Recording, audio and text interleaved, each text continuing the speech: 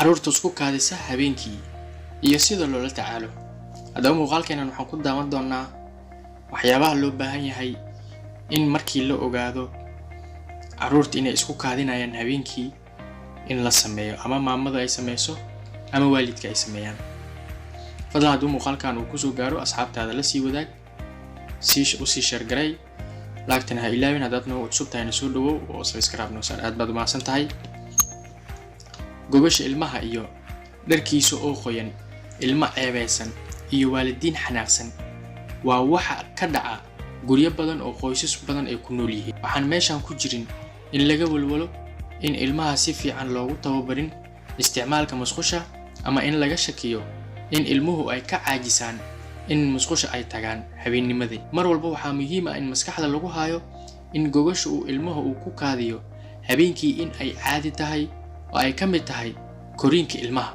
guud ahaan caruurta ka yar 7 sano jirka ah oo gogosha ku kaadiya habeenkii waa wax caadi. ilmuhu lama qabsanin ama uma bislaanin inay xiriiriyaan maskaxdiisa iyo kaadi haysta oo meesha lagu kaadiyo ay u kala saaranto. caruurta qaar ka mid ah marka ay 4 sano jiraan ayay joojiyaan inay gogosha ku kaadiyaan. haddii ilmuhu ay ka weyn yihiin 7 sano jir, sariirtana ku kaadiyaan habeenkii isagoo aan ogeyn, ayaa istaahila in laga walwalo oo loo raadiyo xal. qoynta gogosha ee ilmaha waxaa loo kala saaraa 2 qaybood oo kala ah in ilmuhu marka uu gaaro 6 ilaa 7 sano oo weli gogosha ku kaadinaya. noocan waxaa inta badan keena in ilmuhu waalidiintiisa ka dhaxlo ama hidiside sabab u ah in gogosha loo qooyo.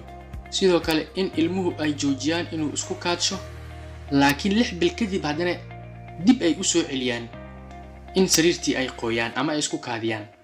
tanina inta badan waxaa keenta in caafimaad daro ama jiro maskaxiyin ah. taasina waxay u baahan tahay in goobaha caafimaadka ama dhaqaatiir loo geeyo si xaaladiisa loola tacaalo. sababaha caruurta isku kaadiya maxaa keena? sababaha keena in caruurtu sariirta ay qooyaan weli dood ayaa ka taagan, laakiin inta badan waxaa loo aaneeyaa arrimo dhowr ah oo ay ka mid yihiin dhaxalka oo la aaminsan yahay in ay caruurtu gogosha qooyaan iyaga oo jiifa inuu keeno hidiside ilmuhu ka dhaxli karaan waalidiintooda. sidoo kale kaadi haysta oo la daahda qaangaarnimada, kaadi haysta oo kiishka lagu keediyo kaadida ayaa qaar ka mid ah caruurta sidii loo rabay ugu qaangaarin. waxaana jira xiriir ka dhaxeeya maskaxda iyo kaadi haysta oo ah in maskaxdu ay amarto marka ay munaasibka ku tahay in la saaro kaadida ku jirta kaadi haysta.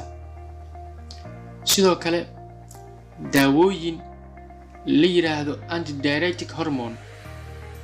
antidiuretic hormone oo ah hormoon la sii daayo ama inaysan weli sameynin kaadida inta hurdada lagu jiro.